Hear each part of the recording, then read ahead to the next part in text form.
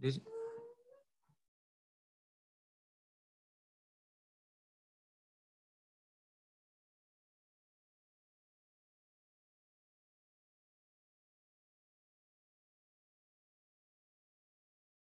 الرحيم والصلاة والسلام على رسوله النبي الأمين وعلى آله وأصحابه وأتباعه أجمعين وبعد.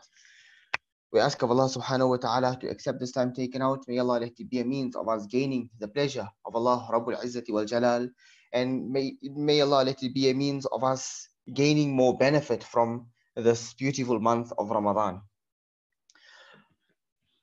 Like you're all aware, today's topic is the performance of Salah, and there is a lot of content to cover in this 1 hour. So inshallah, we will try to cover as much as possible. As Mawlana Mufti Safwan has mentioned, that if there are any questions, please feel free to pose your questions, inshallah ta'ala.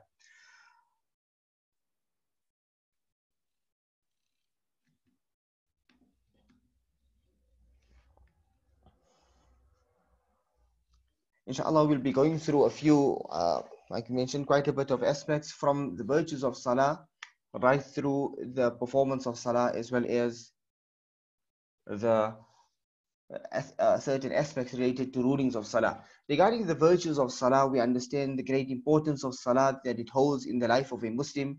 In one hadith, Nabi sallallahu alaihi wasallam has mentioned, "As-salatu imaduddin," that the performance of Salah is an important pillar of the deen of Allah subhanahu wa ta'ala. In one of the ahadith, very famous hadith, Nabi sallallahu alaihi wasallam mentions about that imagine a brook running before your home. If a person bathes in that every day, 5 times a day, would there be any dirt remaining on that person's body? To this, the Sahaba explained that there would be absolutely no traces of dirt remaining.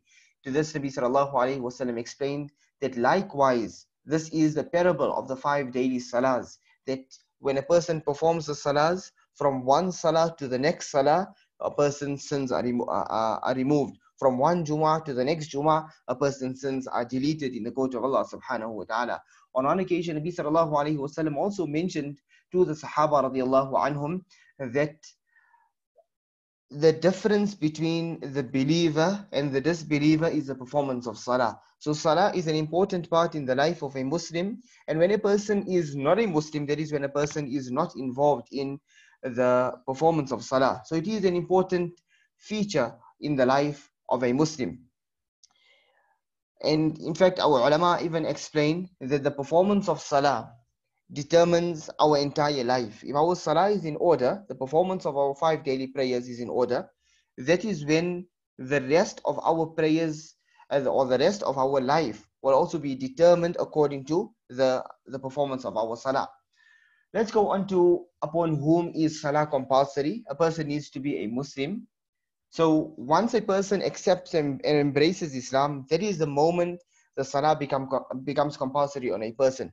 So if a person prior to embracing Islam, those 5, 10, 20 years would not be, a person would not need to make the qada, repeat those salahs. However, the moment the person accepts Islam, from the very next salah, that salah becomes compulsory upon that individual. The next is the aspect of maturity. So the moment one becomes mature physically, that is when it becomes salah becomes compulsory. However, like we've got on the screen a hadith where Nabi sallallahu alaihi wasallam explained a very famous narration that teach your children to pray when they are 7 years old and discipline them, even if it is by hitting them lightly, when they are at the age of 10. So by the time they reach maturity, salah should be an important part of their life. And so it's not something which is established after maturity. It is already established from the age of 7 years old. So that is the second requirement. And the third is that a person needs to be sane.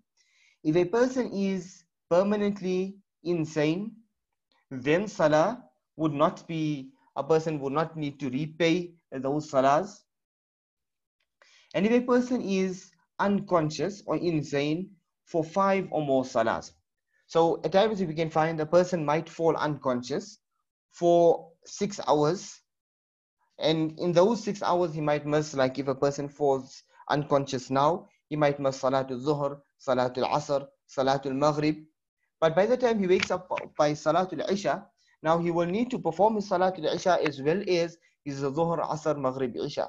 All these salahs he'll need to perform. But if a person was unconscious for all 5 salahs for 24 hours, that is when a person will not need to repeat those 5 salahs. All right. What are the conditions of salah? Let's go through them, inshallah. So before we commence the performance of our salah, before we start the Allahu Akbar, the takbir, a person needs to ensure that we have these conditions in place. The first is the state of impurity. When we say the state of impurity, that's in reference to we need to be in the state of ghusl, that we don't require ghusl, and we need to be in the state of wudu, that is we do not need to perform the wudu. Regarding this, we need to make sure before we perform our salah, the best would be that we perform a new wudu for every salah.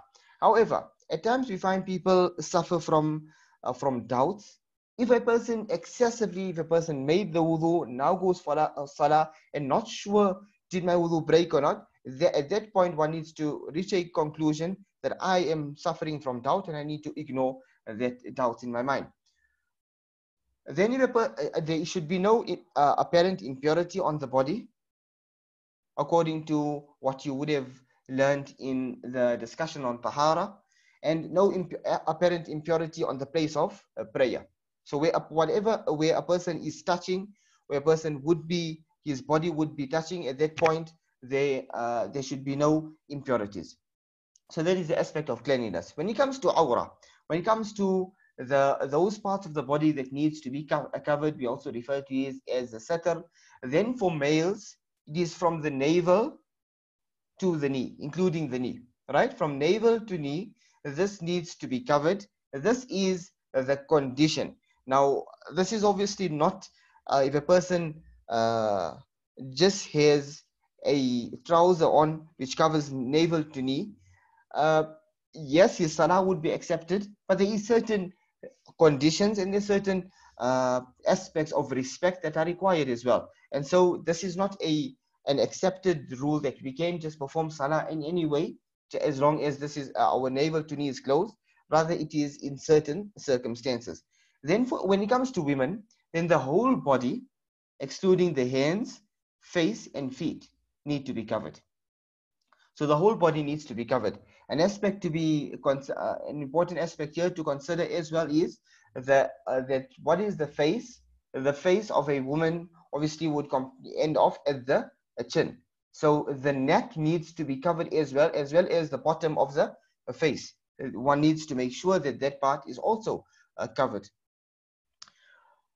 When it comes to the Qibla, when we face the direction of Mecca, so if a person is in the Haram, then he would face the Kaaba itself. If he's on the Mataf, he's seeing the Kaaba, he should face the Kaaba directly.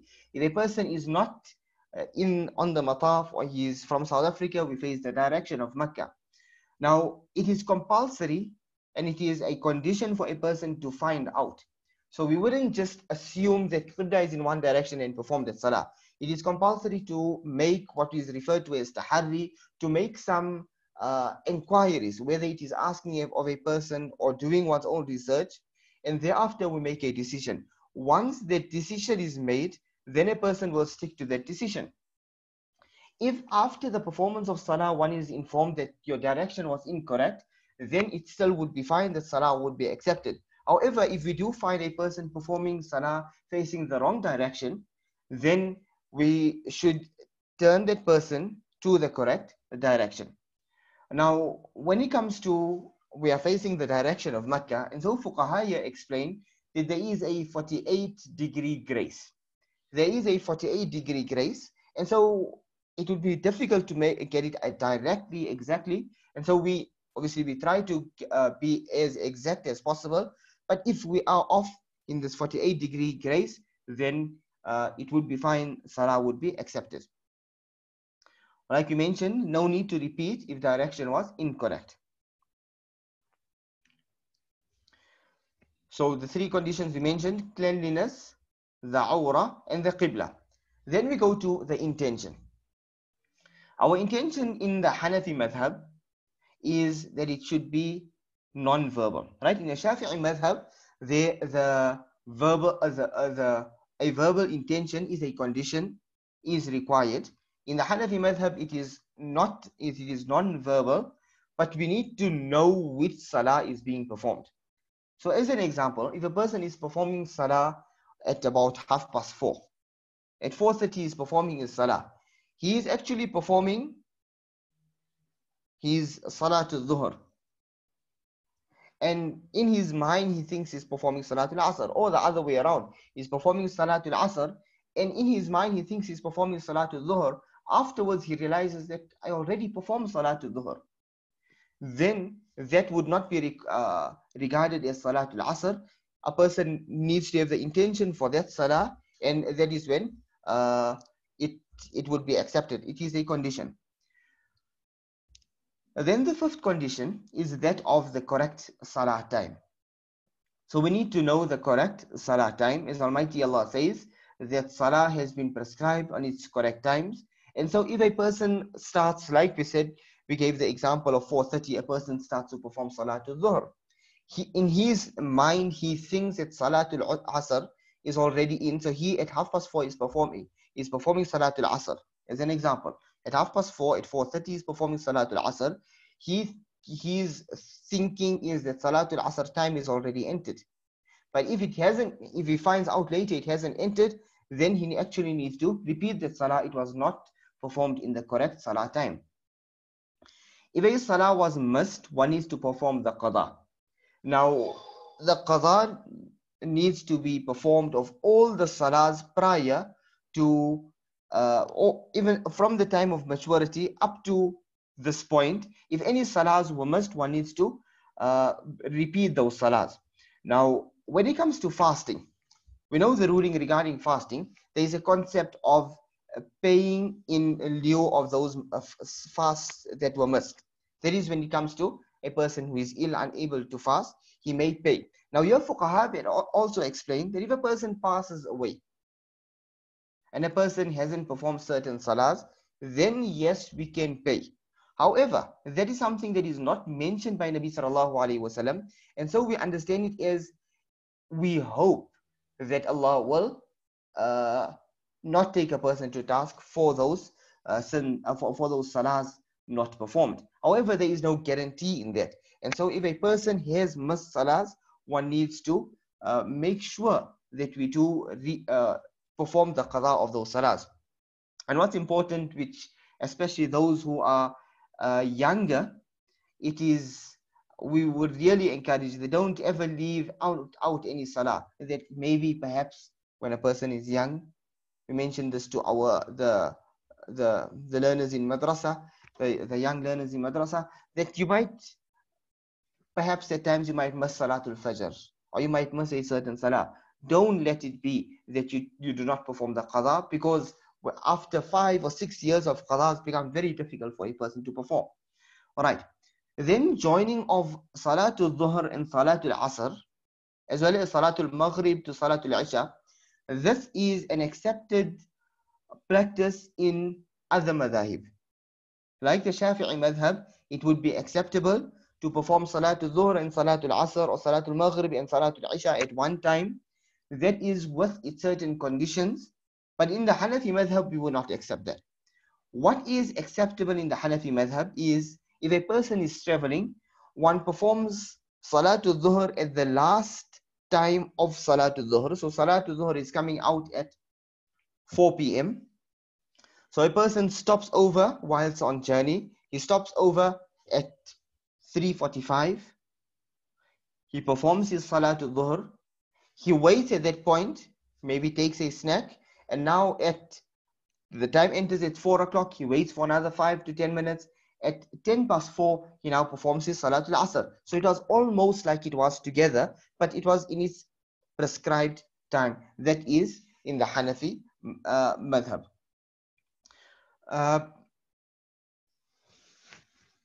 think we wouldn't go into the exact times of the salah, inshallah. That I think we should be all aware of that, as well as currently we are all using the watches and clocks at this time, or giving more importance than the looking at the sun itself.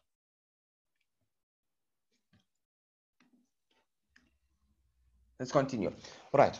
Now, Nabi sallallahu alayhi wasallam has explained, "Sallu kama ra'aytumuni usalli," that perform salah just as you had seen me performing the salah.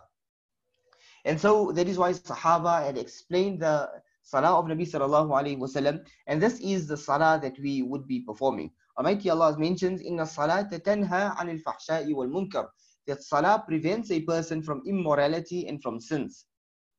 And this is dependent on the quality of the salah. The higher the quality of the salah, the greater impact it would have on our lives in keeping us away from sin. Let's look at when a person commences the salah.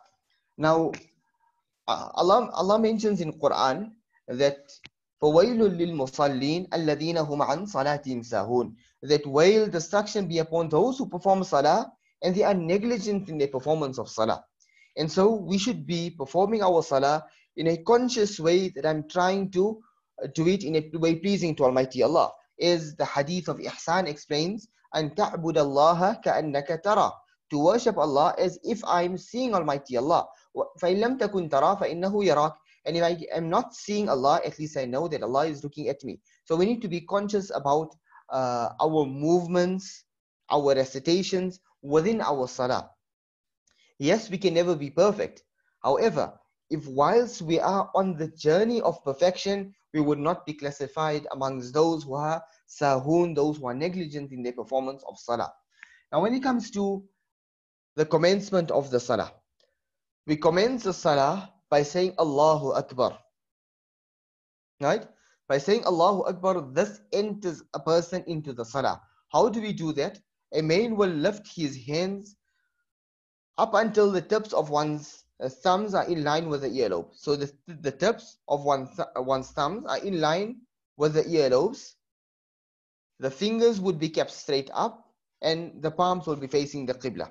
Right? So perhaps as we're saying it, you can also try it out as well. So your hands are raised, the tips of your thumbs are in line with your earlobes. Right?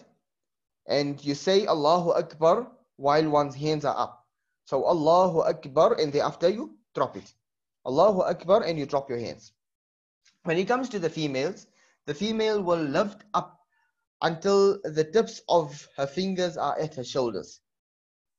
The fingers will also be kept straight up and the palms facing the Qibla. Again, as the hands are up, we say Allahu Akbar, and thereafter tie it. So as the hands are up, as we leave, bringing it down, Allahu Akbar.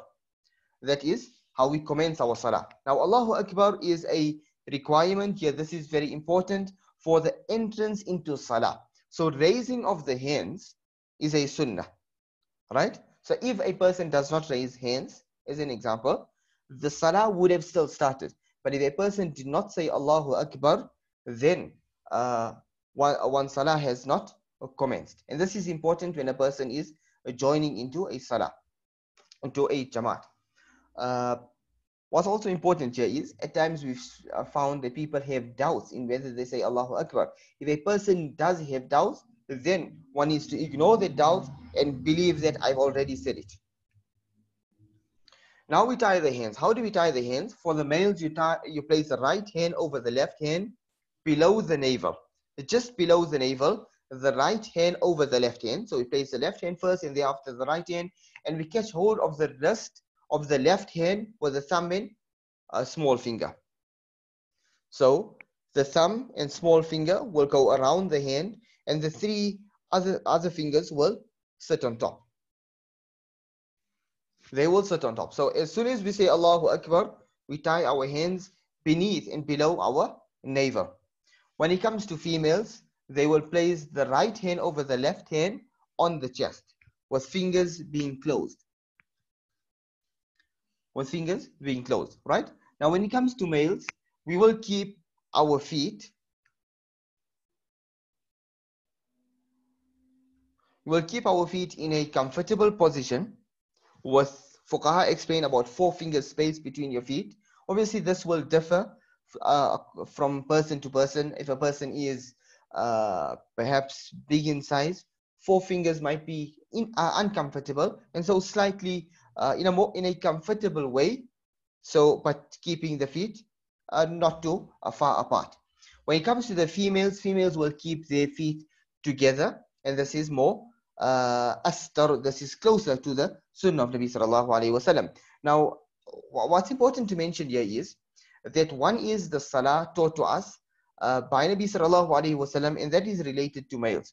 Then fuqaha have gone into discussion regarding the salah of a female, and there's various narrations that support this aspect of the fact that the male salah and a female salah is different in the aspect of women's salah being more concealed, that a woman would conceal herself throughout her salah, and she, in certain positions which are not so concealing of males, she would not be doing a similar. So like the placing of the hands, it is more concealing for a woman to place it on her chest, and all these are proven from the ahadith of Nabi sallallahu alaihi wasallam.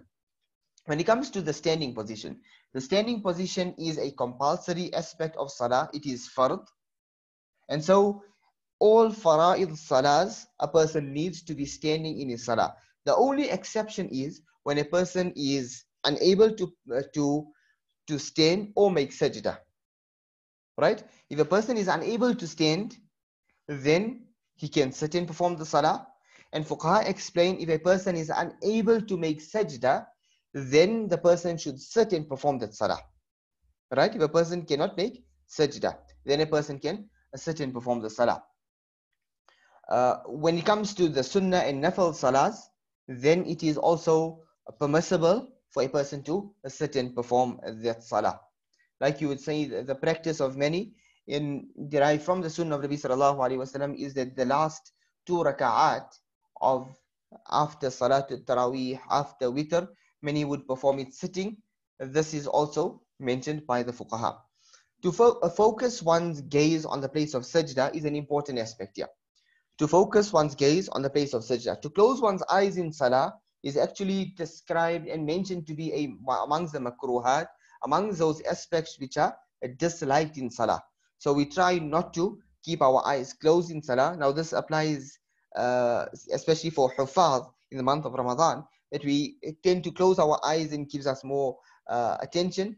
But as far as possible, we try not to close our eyes. We keep it at the place of a sajda whilst we are standing. Being conscious about our eyes actually assists a person when it comes to our daily life and watching of our eyes, where our ulama explain that if a person watches and is watchful about his eyes in salah, then out of salah he would also be careful regarding what he gazes at. We will now commence the recitations, and that is the thana, subhanakallahumma wa bihamdika wa tabarak ismuka wa ta'ala jadduka wa la ilaha ghayruk. We recite this is a sunnah to recite. So if it's left out for some reason, we shouldn't be leaving it out intentionally, but if it is left out for some reason, it would be fine. No compensation would be required for that. Again, then we recite the ta'awudh, a'udhu billahi minash shaitanir rajim. Again, it is sunnah. The tasmiyah, bismillahir rahmanir rahim, is also a sunnah, and so these should be part of the salah. If we leave it out intentionally, a person would actually be sinful for that. We recite now, come to the recitation of Quran. Recitation of some portion of Quran is a fard, it is a compulsion, right? Reciting something. So, it is wajib to recite Surah Fatiha, it is wajib to recite at least 3 verses of Quran. But to recite something at least is a fard, right? So if we do not recite anything, a person's salah would not be accepted. If a person just goes into ruku'. Right, when it comes to Surah Fatiha, it should be recited first. That is a wajib. So if a person starts off reciting Qul Huwallahu Ahad, then he's actually delayed a wajib, and then sajdatul sahw would be required, as we'll explain inshallah. Ameen will then be said softly. So Suratul Fatiha is wajib. When it comes to both are wajib in the first 2 rakats of a fard salah, and in all the rakats of a sunnah and nafal salah. Then at least 3 verses of Quran should be recited. 3 short verses or 1 long verse of Quran should be recited. These are from amongst the wajibat which are required. So if a person, like in a sunnah salah, he is in his 3rd rakat, he forgets to recite the surah and he goes down, then he needs to compensate for that with a sajdah sahw. Now a person goes into ruku'. For males, now again, when we are saying Allahu Akbar, whilst we are going down, we say Allahu Akbar. So we do not say Allahu Akbar and then go down, nor do we go down and then say Allahu Akbar. Whilst going down, we say Allahu Akbar. The ruku' is a compulsion, it is compulsory, it is fard. For a male, we need to have our back straight as possible, head in line with the back. This tends to happen that we lower our head quite a bit. We keep it in line with the back, hands catching on, hold onto the knees, and the arms will be like a bow. So it will not be too straight, nor will it be completely bent. At times we might bend it a lot to accommodate for our back to be straight. This is also incorrect. So we have it like a bow. It should be slightly bent. When it comes to females, then the female would bow down just slightly, to the extent that she can touch her knees with her fingers closed and her feet kept together again. What's important is in all these postures that we need to be positioned properly. So once we get into this position, we need to be positioned and thereafter say Allah Sami Allahu liman hamida and go to the next posture. If we just go down into ruku, we just place ourselves and come up, then that would go against an important aspect which is called ta'deelul arkan. We'll discuss that inshallah. So we need to make sure that we are in our positions, and here in this position now we will be reciting Subhana Rabbiyal Azim, Subhana Rabbiyal Azim, Subhana Rabbiyal Azim at least 3 times. So 3, 5, 7 in odd numbers. There are other supplications as well, which we should also learn from other hadith of Nabi sallallahu alaihi wasallam, and these are documented in the books of du'as. We should find out about them and read those in our nafal salahs inshallah.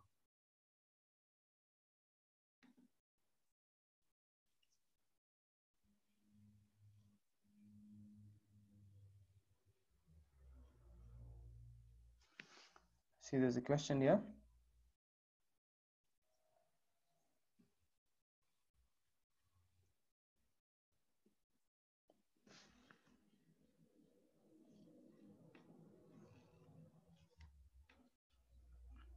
A person should recite, we said a person should recite the Surah Fatiha in those postures as well. We shouldn't be reciting Subhanallah or anything else. We should be reciting Surah Fatiha.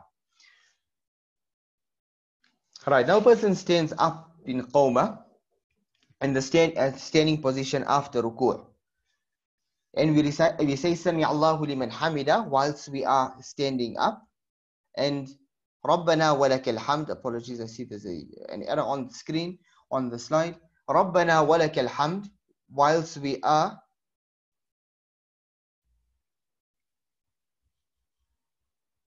in the Qawma position.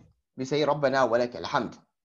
So here we need to make sure again that we do stand up straight and that we are established before we go down again. If a person just goes up and rushes down, then the salah could be actually affected by that. That's ta'deelul arkan would not be established. Now we're going into sajda. A person goes into sajda. Nabi sallallahu alaihi wasallam explained, "Aqrabu ma yakunu al-'abdu min rabbihi wa huwa sajid." The closest a person would ease to Almighty Allah is when he is in sajda. So he goes down, Allahu Akbar, Allah is the greatest, and he's going to his lowest. And now we say Subhan Rabbiyal A'la, Subhan Rabbi, Allah is the highest, Allah is the highest, Allah is the highest, as he is the lowest, as he drops himself to the lowest point. Whilst we are going down, we say Allahu Akbar. What's important here is that we try to keep our back straight whilst going down, so that we do not resemble a second ruku'.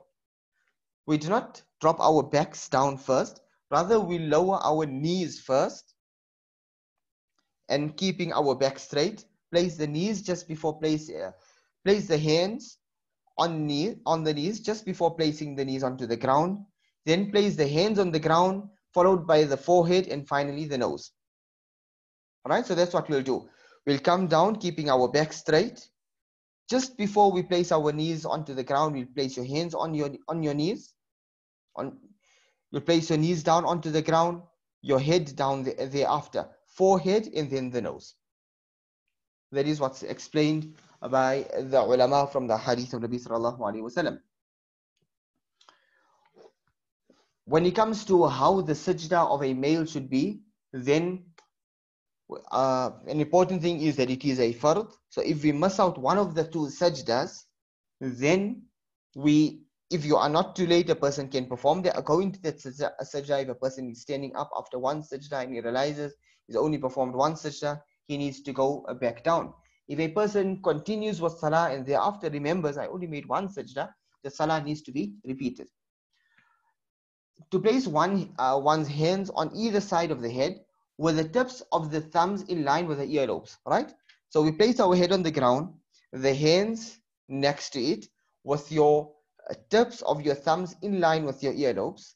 Fingers should be kept close together, facing the qibla.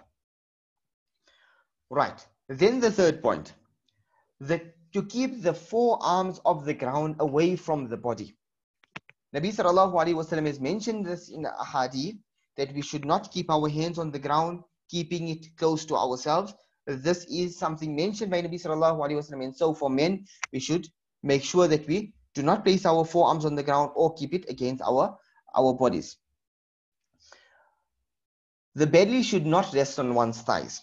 Now we should keep a space, try to keep our bellies as high as possible, not letting it, just dropping ourselves, because in that way we are closing ourselves up. That is something that we should not be practicing. Where the Sahaba explained that a small goat would be able to even go under Nabi sallallahu alaihi wasallam because of the space that he kept below him. The feet should be kept upright with one's toes facing the qibla. Right? So upright facing the qibla. Should it be touching or should it be kept apart? This is a discussion in the Hanafi madhab. This is a discussion in the Hanafi madhab, and it is both are acceptable, either touching it, our feet together, or keeping a small space. Fuqaha have explained both. It is just a matter of preference, so both are acceptable for us to practice on. For women now, a woman will place her hands on either side of her head with the thumbs in line with the earlobes like the man. So you place your head down, hands on the side, fingers closed, facing the qibla. When it comes to males, your forearms should be above the ground. When it comes to ladies, our forearms will be on the ground close to the body. The belly should be attached to one's thighs, and the right thigh should rest on the left thigh with one's feet facing to the right side. That is the way explained in by the fuqaha regarding the salah of a woman. That a woman will keep herself as close as possible when in a sajda. So her forearms will be on the ground, her belly would be attached to her thighs, and she'll keep her hands close to her body.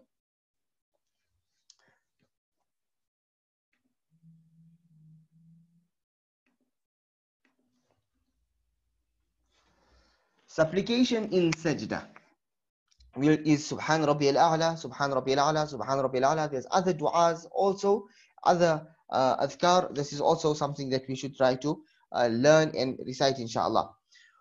When it comes to the sitting position between the two, then we sit up. And here, this is a wajib, this position. So we need to make sure that we again sit in that position properly before going into the second sajda. In this sajda, there is a dua that could be recited, and that is Allahumma ghfirli warhamni wa'afini wahdini warzuqni. This is why this dua would be preferred to be recited here is because it will ensure that we do not just go down into the next sajda. It will ensure that we actually sit in that position correctly for the duration of at least one subhanallah. Similar to the jalsa is the qa'da. We've got the qa'da al-ula and qa'da al-akhirah. The first qa'da, first sitting position, and the second sitting position. Jalsa is between the two sajdas. Qa'da is after the second sajda. So there's two times when we do it. One is after every 2 rakats, units of a 4 rakat salah. And the second is at the completion of the salah. When we're completing our salah, we sit in the qa'da position. How do we sit in this position? We're seeing the males will place the left foot down and sit on it. So the left foot will be flat. We'll sit on it, facing our side, the side.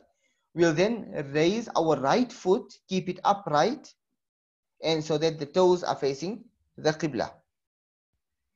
So like you're seeing on the screen, the image there, that the left foot is, one is sitting on that, the right foot is raised, and the toes facing the qibla.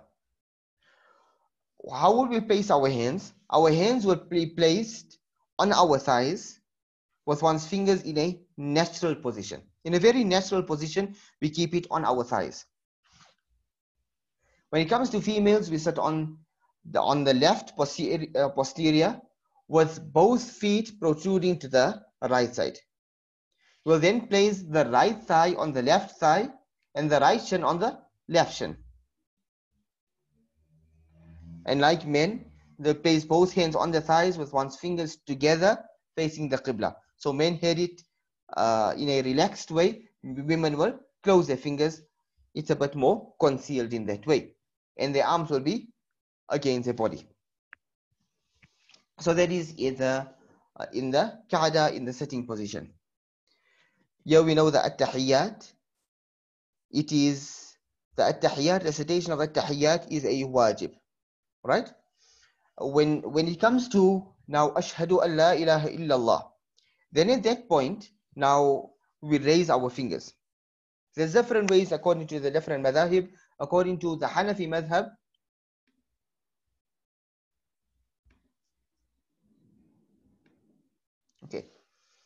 according to the Hanafi madhab, it is, we will raise it when we say ashhadu an la ilaha illallah. When we say illallah, we will drop it.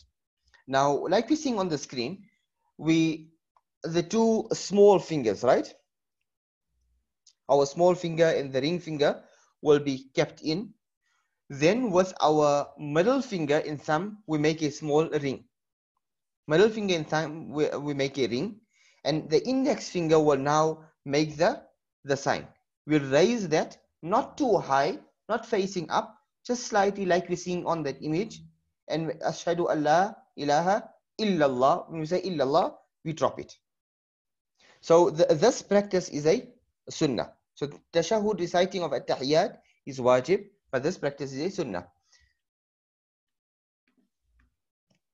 We thereafter have this application of qa'da, which is the durud Ibrahim. This is a sunnah. The dua, Allahumma inni zalamtu nafsi zulman kathira wa la yaghfiru dhunuba illa ant faghfir li maghfiratan min indika warhamni innaka antal ghafurur rahim. This is a sunnah. So if a person does not know it, the salah is still accepted. And perhaps a person is in an extreme rush, like a person is maybe performing, there's some harm before him, or a person is he's joining a jamaat salah. Then in those situations, those rare situations, it would be acceptable for a person to leave out these two sunnahs. However, the tashahhud cannot be left out at all. We end off our salam with assalamu alaikum wa rahmatullah. How do we do this? We turn one's face to the right, to the extent of one's cheeks being seen from the rear. This is how the Sahaba described the salam of Nabi sallallahu alaihi wasallam. So on the right and thereafter the left. To commence the wordings of salam with one's head facing the qibla and end off at the shoulder. So as a person is in front, he's facing front, you'll say assalamu alaikum wa rahmatullah. Rahmatullah will be at his shoulder. He'll thereafter bring his head back to the center. And the second one, Assalamu alaikum wa rahmatullah. Now, we should keep our head straight right through. We keep it straight. No need to shake one's head. No need to bring it down till the chest. We keep one's head straight, going from one shoulder and thereafter to the next shoulder. As well as when you come to the center, no need to nod one's head, as we find practice at times. So from the center, we just go to the right and thereafter to the left. When we are in the center, going to the left, we'll recite the second Assalamu alaikum wa rahmatullah. Now, the turning of the head is a sunnah. However, it is the saying of Assalamu alaikum is required because that will end off a person's salah. Otherwise, a person's salah would have not been ended off in a correct, in a complete manner. And it is from amongst the wajib actions. All right. Now we look at some of the wajib actions. What we had already looked at, we said there is the recitation of a portion of Quran in the first 2 rakats of the Fard Salah, to recite Surah Fatiha in the first 2 rakats of the Fard and in all the rakats of the other prayers, to recite another surah or passage containing 1 long verse or 3 long verses after Surah Fatiha in the first 2 rakats of a Fard and in all the rakats of the other prayers, to recite Surah Fatiha before and not after, to observe the sequence, so not to go into ruku first before sajda. So if a person does make that error, he's gone against a wajib. To observe the qoma, that is standing after ruku, to observe the jalsa, to perform ruku and sajda peacefully with perfect tranquility. This is what we refer to as that tranquility that we need to have in the salah, so not having it too fast, because that would, we are going against a wajib, and a person's salah could be in jeopardy because of that. The observance of the qa'da al-ula, that is sitting between after the first 2 rakats. So if a person misses that out, then sajda to sahu needs to be made. To recite tashahud, to recite Surah Al-Fatiha and an additional passage aloud in the first 2 rakats, that is of certain salahs, right? Now, if a person does not recite it loud, then is actually staying, he is in errors, not performed a wajib, and that would require a sajda to sahu as well. To bring an end of the salah with salam, and to raise the hands with a takbir for qunut, and to recite the qunut in the last rakat of the witr wajib. That we'll discuss inshallah. And to pronounce the additional takbirs in the Eid prayer. So these are all the wajibat. A few common disliked makruh acts in salah is to leave out the ta'dil al-arkan, that is to be composed, to be calm, to be in each position for at least the duration of 1 subhanallah. We mentioned that to be amongst the wajibat, and it is a makruh aspect for it not to be there. To look around by turning the head. So if a person looks around with the eyes, yes, it is not the ideal, but it is not go really against the makruhat. It is not a makruh, but to turn the head away is makruh. Not closing the mouth when yawning, shutting the eyes without a valid reason, we mentioned this. Performing salah in a garment which has a picture of an animal or a human on it. So to have animate images on your clothing, that is actually makruh, it is disliked. And performing salah in clothing that one would not want to perform salah in. So now this is something important now in this lockdown, that we are unable to attend the masajid, that we are performing salah at home, let it be also in a correct manner as if I'm going for salah to the masjid. So as we would go to the masjid dressed appropriately, we should not be performing salah in clothing that we will not want to be seen in outside. We should not perform salah when one is has the need to relieve oneself.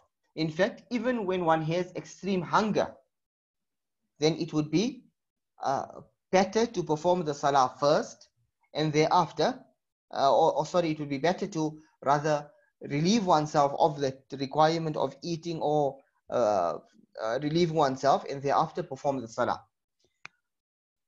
And it is also one of the makruhat not to give importance to all the etiquette and the sunnah involved in the performance of salah. So that is a perfect salah that we discussed, and may Allah make that a reality in our lives as well. Now we come to salah in congregation. Then it is wajib, it is necessary for men to perform salah in congregation in jama'ah. There is discussion related to this. We'll not go into that for now, inshallah, but just to know that it is of great importance and it is required for men to perform salah in congregation. Salah in congregation there's much virtue related to that. Is between about 27 times more virtuous than salah performed individually. Nabi sallallahu alaihi wasallam has also mentioned that glad tidings for those who go in the dark time for salah. So either salatul fajr and salatul isha, with the dark times when the person goes for those salahs, Almighty Allah will grant him full light on the day of Qiyamah. So giving importance to salah in congregation. And like that, now in this current situation that we find ourselves in, also performing salah in jama'ah, in congregation, will really benefit us. When it comes to now salah in jama'ah, we need to ensure that our rows are straight. Nabi sallallahu alaihi wasallam mentioned that it is part of the completion and the perfection of a correct salah. So we straighten the sufuf correctly, making sure that our heels are all in line, or as some would use, as the toes are in line. Both are being used currently. We need to make sure that the rows are in line. In our South African context, South African situation, as well as in many parts of the world, it is used, they would use our heels. And this seems to be the more objective way of keeping the row straight. We make sure that we do not leave any spaces in between. So we stand shoulder to shoulder. This is mentioned by Nabi sallallahu alaihi wasallam, that Nabi sallallahu alaihi wasallam mentioned that he is as if Nabi sallallahu alaihi wasallam can see shaitan coming between, like a goat would run between the people, and he's there to create disunity and hatred. So for the person to harbor ill thoughts about the next individual when there is that gaps between. Obviously, this is in a normal situation. There is discussion amongst the fuqaha regarding our current situation in the aspect of social distancing. We wouldn't want to go into that discussion now. Then now intention. We mentioned that a person needs to know what salah he is performing. If a person is following the imam, one needs to know that I am following the imam. We cannot just start the salah thinking I'm performing my salah on my own, and thereafter the imam is there, so I decide to now follow the imam. Or a person decides to, two people start a congregational salah in front of us, so we say, I'll say, okay, I'll just join them. No, when we commence the salah, what was the intention? That intention needs to be continued until the end of the salah. When it comes to the imam, he needs to know that he has a person or people behind him who is following him. Similarly, when it comes to a man leading women, a man needs to know and needs to make the intention for the women that are performing salah behind. So at times we find that a man will just, two men are performing salah, a woman can come in and just join the salah. If she just joined and the imam did not know about it, did not make the intention, she needs to repeat her salah. The two need to be performing the same salah. Right. Now we have one performing Salatul Dhuhr and the other performing Salatul Asr. So at Asr time, the Imam is performing Salatul Asr and a person is now behind. He says, okay, I didn't make my Salatul Dhuhr, I'll just join him here. That would not be correct. His Salah would not be accepted because it needs to be the same Salah. However, if the Imam's Salah needs to be of a superior Salah to the follower. The Imam's Salah needs to be at a superior or at the same level to the follower. So the Imam can be performing his Salatul Dhuhr Fard, but the follower can come in just as a Nafil Salah. So at times we do this. What happens is, Person A already made salah with jama'ah. Person B hasn't performed salah in congregation. So he calls person A, just join me. You perform with the intention of optional salah, and I'll perform my dhuhr salah. At least in this way, I'm making salah in congregation. This is fine. However, if it is totally different salahs, one performing dhuhr and one performing asr, that would not be acceptable. The actions should be in sync, right? As the imam says Allahu Akbar, just almost with the imam, slightly behind the imam, the follower should go into that position and say Allahu Akbar. So it should not be before the imam, nor should it be after a lengthy period after the imam. It should be just with the imam. Now, an important thing, number 6 here, is that the imam is a representative. When the imam is reciting Surah Fatiha and other portions of the Quran, the follower will just listen. Alright, so in a loud salah, the imam is reciting Surah Fatiha, is reciting portions of Quran. There, the muqtadi, the follower, will just listen. The ayah of Quran says, إِذَا قُرِئَ الْقُرْآنُ فَاسْتَمِعُوا لَهُ. When the Quran is recited, you keep quiet. And so it is incorrect for a person to recite at that point. According to the Shafi'i madhab, they do recite Surah Fatiha. That's a different issue. According to the Hanafi madhab, we should not. The follower should be behind. If at any point the follower, the muqtadi, comes forward before the imam, his salah will immediately be broken. Right?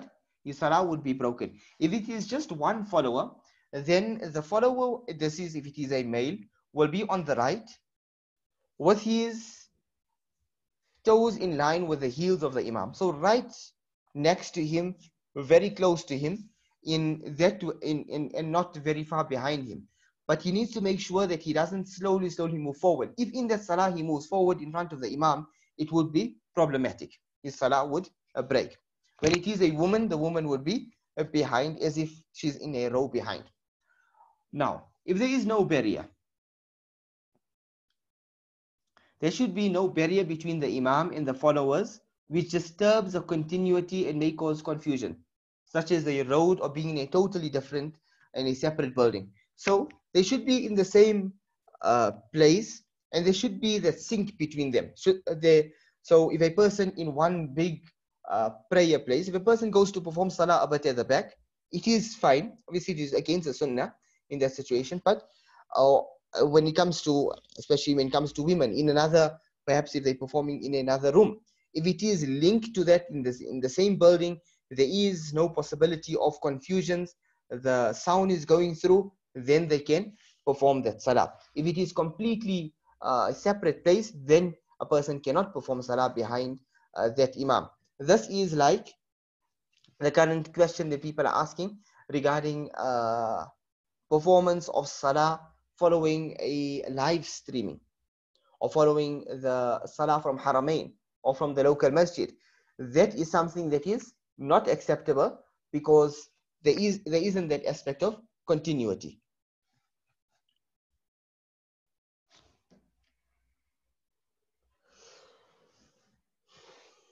Okay, let's go to this, the latecomer. Firstly, Nabi sallallahu alaihi wasallam mentioned, do not rush. So if the imam is in ruku, do not come in like making the sound of horses running and enter into the masjid. This is something mentioned by Nabi sallallahu alaihi wasallam. How do we join? You will join the salah, you will join the row and commence as normal. So we say Allahu Akbar. So Allahu Akbar entered you into salah. You then in the position of qiyam, in the standing position, we said qiyam is fard, it is compulsory. If we're there at least for the duration of one subhanallah, and then you say Allahu Akbar again and go into the position of the imam. Whatever position, the imam is in sajda, so you say Allahu Akbar, you stand in qiyam for the duration of one subhanallah at least, and then you say Allahu Akbar and you go into the next position, into the position of the imam. If a unit is considered as performed if one has joined before the qoma position. So the imam recites Surah Fatiha, recites a surah. He then says Allahu Akbar, he's now in ruku'. If we join, we stand in our qiyam and then we go into ruku'. If we get the imam in ruku', then we got that rakat. If we miss that, if the Imam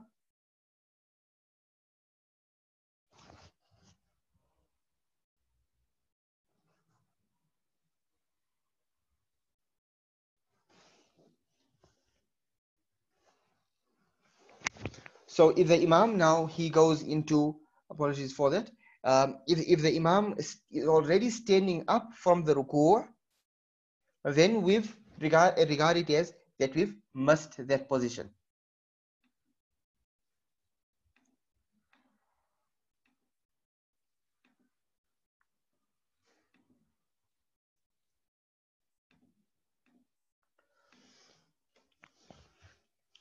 All right, now how do we, this is an important one now, how do we complete that missed rakat? As the Imam says, Assalamu alaikum wa rahmatullah to the right, we will just wait. When he commences the second salam, that is when a person will stand up. Why do we wait for the second salam? Is because we're making sure that the Imam did not perhaps make a mistake and requires to make sajda to sahu. So he makes the first salam, you wait. Once he commences the second salam, we say Allahu Akbar and we stand up. Now, in which rakat are we at that point? Here we look at two principles. You are performing the rakat that you had missed. You are not performing, it's not as if the first rakat you got with the Imam was your first rakat. No. If a person misses one rakat, you join the Imam in his second rakat. What happens now? It's his second rakat we are joining. And so we are performing our second rakat as well. It's our second rakat. Then in his third rakat, we're performing third rakat. In his fourth rakat, we're performing the fourth rakat. So what do we have left? You've got one rakat left. You've got your first rakat left. So the way we perform it now when we stand up, we're performing our first rakat. We're not performing the fourth rakat. It's not as if we performed 1, 2, 3 with the Imam, we're performing 4 now. No, we performed 2, 3, 4 with him, we're performing 1 now. I hope that is understood, inshallah. So the first principle is you're performing the unit that you had missed. Inshallah, I see it is 12 o'clock. Inshallah, we'll continue till 10 past 12, inshallah. We'll conclude it 10 past 12. Now, so that is the first regarding the first principle. The second principle you consider is that there is qa'dah, there is the sitting position, the qa'dah sitting position after every 2 rakats performed. After every 2 rakats performed. So we will not say after second rakat or after fourth rakat. No, after every 2 rakats we have performed.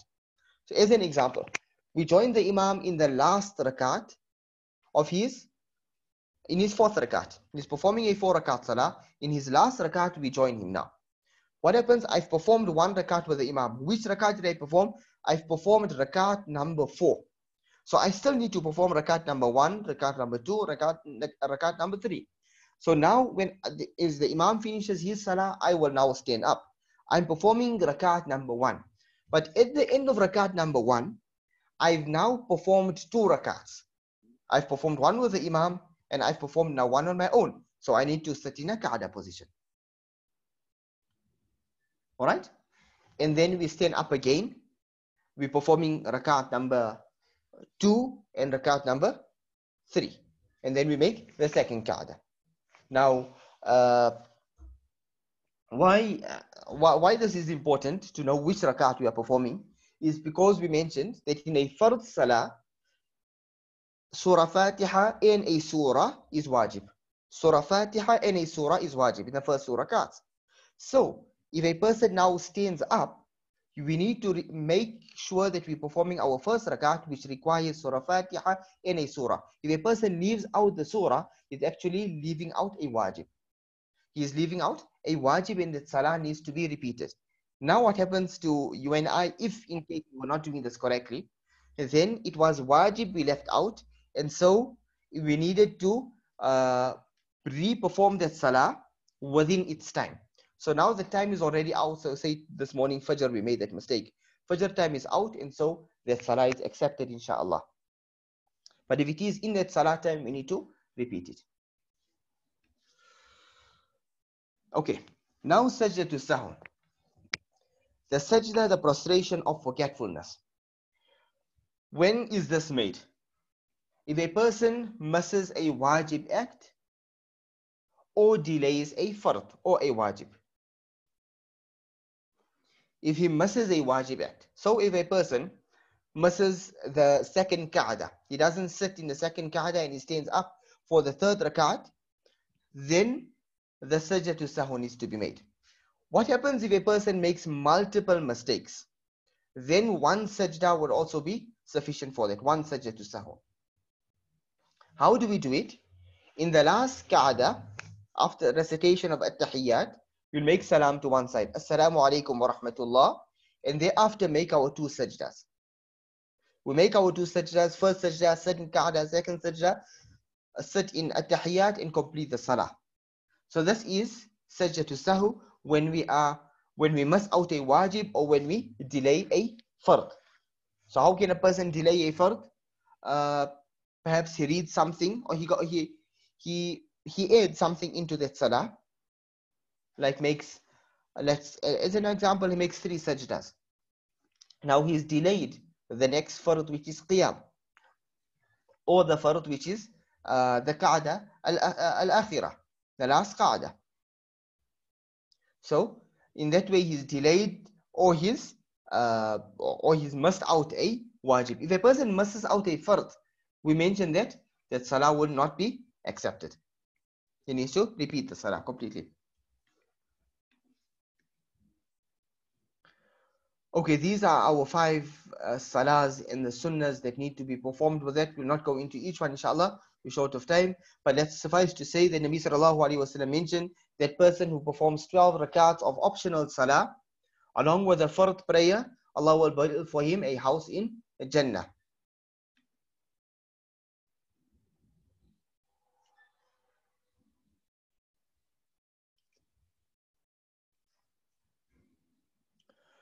Is qunut nazila considered delaying a fard? No. One important thing you're saying qunut nazila, and a thought is coming to mind here, important, is that a mistake made intentionally, that would be a problem and could break the salah. This is a sajda.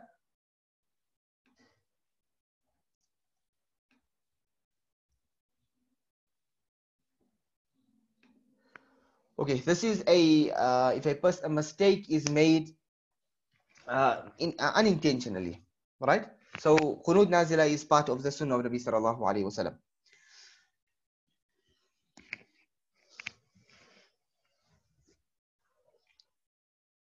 Now when it comes to witr is wajib, and it is, so wajib, what is the status of something being wajib? It is also required, it is necessary. Yes, it might not be a fard, but it still needs to be performed. And so it is a 3 rakat salah. In a third rakat, after recitation of Surah Fatiha and a surah, one would raise his hands, say Allahu Akbar. The saying Allahu Akbar and raising the hands is a wajib, and recitation of the supplication is also wajib. So if a person misses that out, then what have we done? We've missed out a wajib, and so you have to make a sajda as-sahu. Let's look at Jumu'ah Salah. Jumu'ah is the best day of the week. It is a day that we need to give importance to.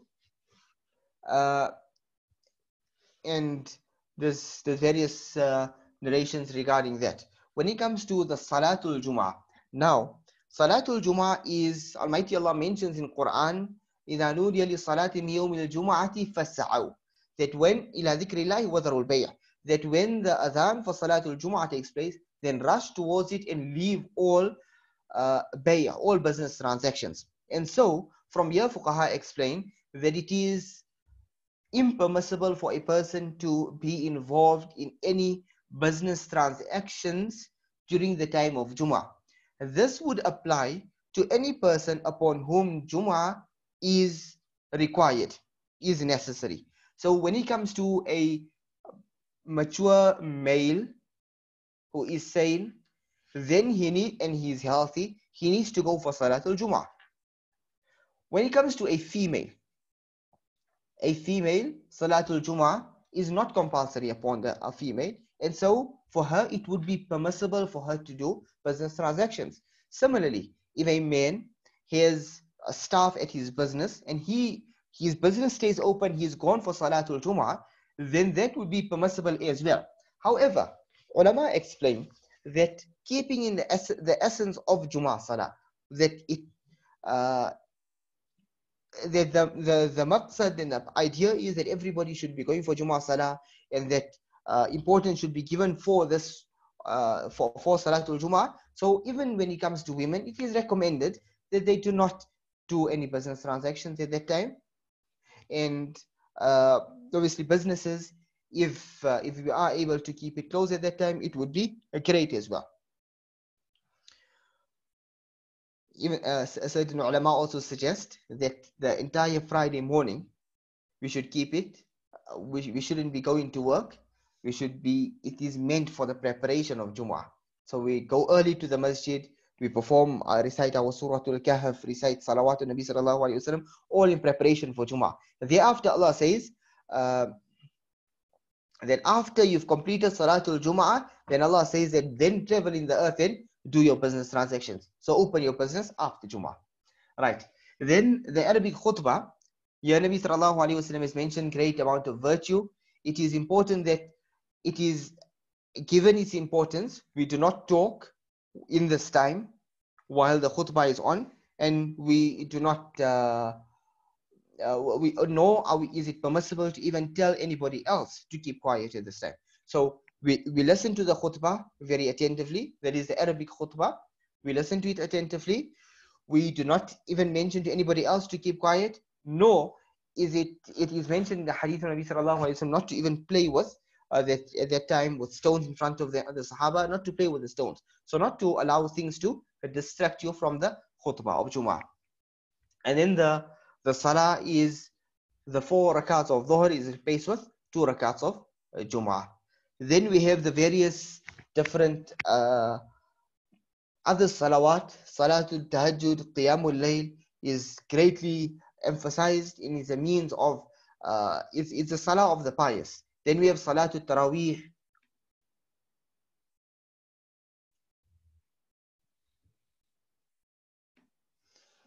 Okay, I'll see this question now, right? Salatul Taraweeh, we know this is 20 rakats, is a sunnah. It was a practice of the Sahaba, and so we should make sure that we do perform it. I would also suggest that those who are performing Salatul Taraweeh at home this year, then try to read the longer surahs that we know. Salatul Ishraq, Salatul Duha, inshallah, I think we end of time. So Salatul Janaza is also something that we should make sure we do try to make it for as many Salatul Janazas that we can, inshallah. Okay, we have a discussion left on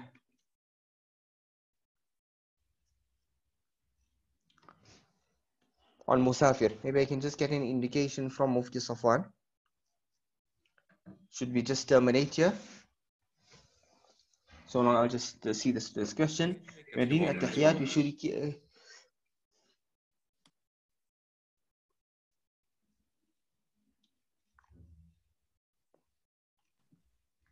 okay, the question is here that when we're raising our fingers in saying Ashhadu an la ilaha illallah, at that point, after that, do we keep our fingers in that position with our middle finger and thumb making a ring? Yes, until the end of Salah, we will leave it in that way. So we will not straighten it after that. We keep it in that way until the end of the Salah.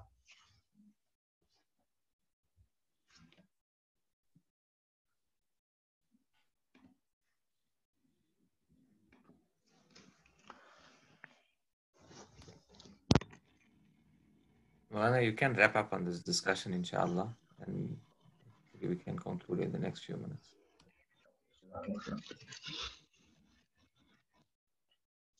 Okay, so the salah of a traveler, of a musafir.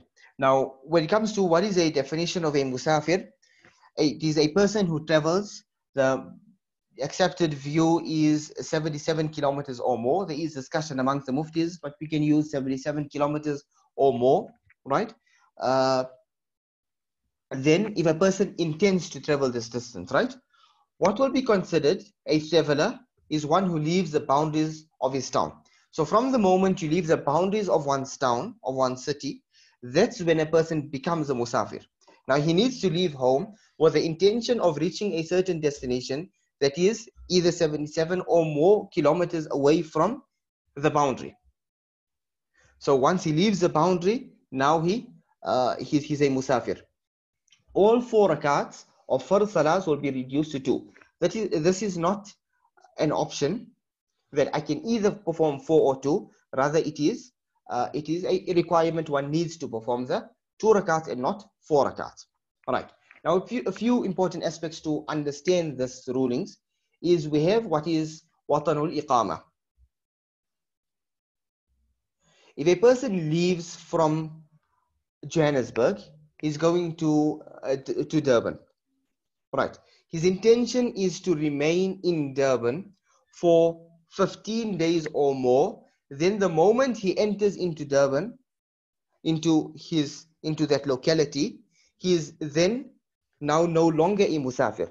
But during his journey, the moment he left his boundary of his town until the point he entered the boundaries of his destination, he would be musafir. But once he reaches that point, he's not a musafir. Right. That is if his intention is to remain there for 15 days or more.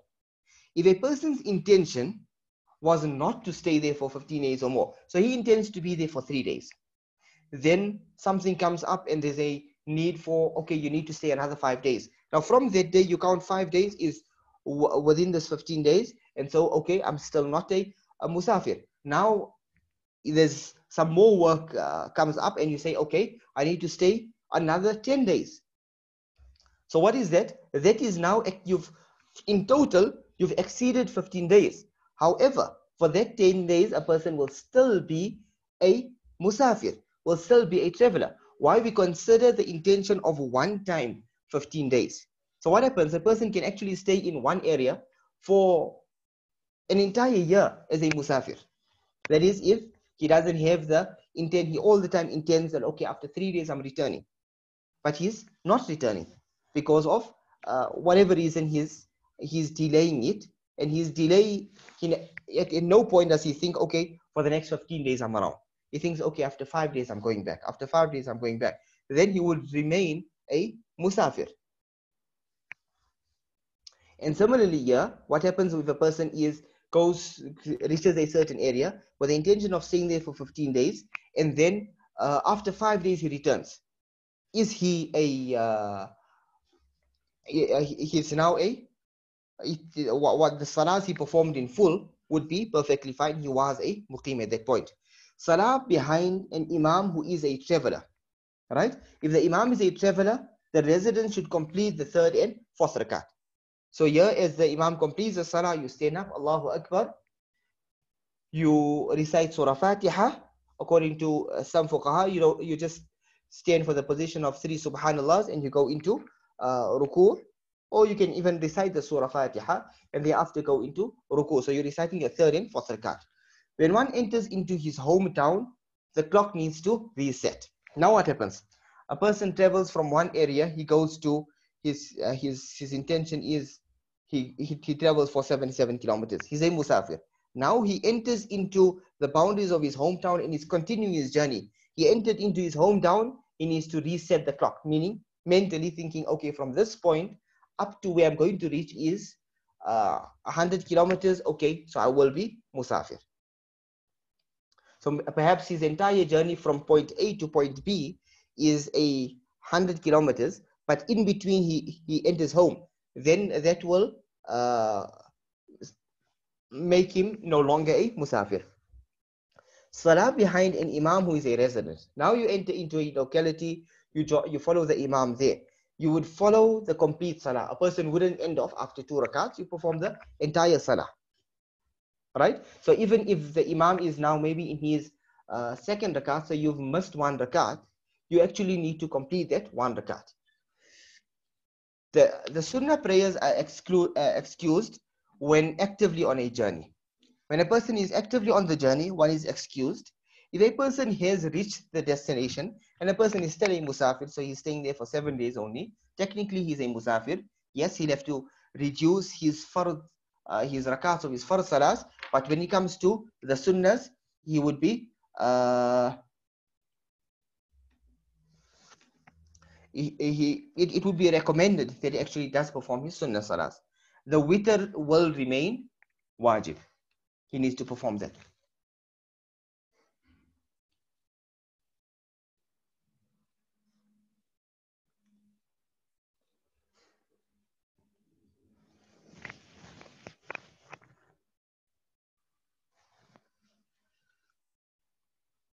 Next question here.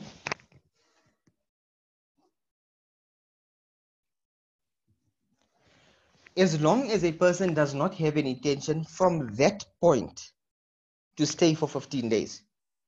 So if a person stayed in a certain area for 5 days, right? Now, from that point, he's after 5, so he was a musafir. Then on day 4 now, he decides, okay, I'm going to be staying another 10 days. So in total, or he says he's going to stay another 11 days. In total, it's 15 days. But he will only consider from that point counting till the end. So that's only 11 days, which is less than 15, and so he will remain a musafir. But if from that point, from his second intention, it's 15 days or more, then he would become a muqim. All right. Similarly here, if a person now leaves from home, right, and he's intending to reach a certain destination, which is 50 kilometers away from home, and on his journey, he now makes a decision that, okay, we're going to carry on and we're going to reach the next destination. So then he'll consider from the point he is at until his destination, not from home until his destination, from that point until the destination. So he's 50 kilometers. He's already traveled 20 kilometers, right? And the ultimate destination from home to that is to where from home to his second destination was perhaps 80 kilometers. But because he already traveled 20 kilometers, he will not be musafir, because you look from the point of your intention. Right. Now, here also important here is, what is the definition of your town or your city? I think there is discussion here whether it is the entire city or one's area. The best for this is to discuss with the imam of your locality, the imam of your area. What does he consider that locality, and that is how you can use it. When it comes to women, and here on this I conclude that it is necessary for women to travel with a mature male guardian who is mahram. Women, according to Hanafi madhab, cannot travel on their own. Whilst a woman is experiencing her menses, she will not calculate the distance. And so if she travels from Johannesburg to Durban, while she is experiencing her menses, in Durban she becomes pure, then she would be a resident in Durban. Right? She would become a resident in Durban. Obviously, the return journey she would become a musafir again, because she's now traveling for that journey. So at the point when the lady is in her menses, she will not consider that time. Okay, Jazakumullah khairah. Apologies for going over time. I think there was lots of content to cover, and I hope I did not go too fast through the content, inshallah. Jazakumullah khairah. Jazakumullah khairan to Mawlana Ahmad for having taken out his time to go through this quite significant amount of content in the short time given. But we hope that it has been beneficial for all our attendees. Inshallah, as with the others, the recording of the session will be made available in due course, and the notes will also, the slides will also be made available for your reference. Please feel free to pose any further questions now if you do have any, and if not, then inshallah you can send it via email. or WhatsApp, and we will try and address it, inshallah. We would like to thank our attendees for having attended this webinar, and we hope that you will continue to attend and benefit from the remaining sessions that we have planned over the next 2 weekends. And also, we've got 2 webinars that are planned for the coming week on Monday, that is tomorrow, and Friday. The topics being giving back to the community as a professional. You know that community service is something that is entrenched in the Sunnah and in Islam. So, we hope that you will benefit from that, which is 2:30 tomorrow. And another one on Friday afternoon, the need for halal certification, also something that is fundamental to our living as Muslims in this particular country. I see a question coming up here. We can address it to our respected presenter. If one did not know the ruling regarding a woman in Hayd being a resident as opposed to a musafir, does her salah initially read as a musafir need to be repeated? I think we'll have to. There is difference of opinion on this matter as well. In the Hanafi madhab, is currently the more accepted view. So I think it would be fine, inshallah. Mufti Safwan, inshallah, if maybe we can just Mufti Safwan can give an answer rather on this here at a later stage, inshallah. Let's say Mufti can give an answer. We request this particular attendee to please send this question to Mawlana Ahmad's email below, and he will revert with a final answer to you via email. And this also will be circulated to the remaining attendees via email when we circulate the notes, etc. Jazakumullah khairan. So please do send that email so we can address it adequately. Okay. Seeing that there aren't any other questions, we thank you for attending, and we thank our presenter for taking out his time and effort. Jazakumullah khairan. Alaikum wa rahmatullahi wa barakatuh.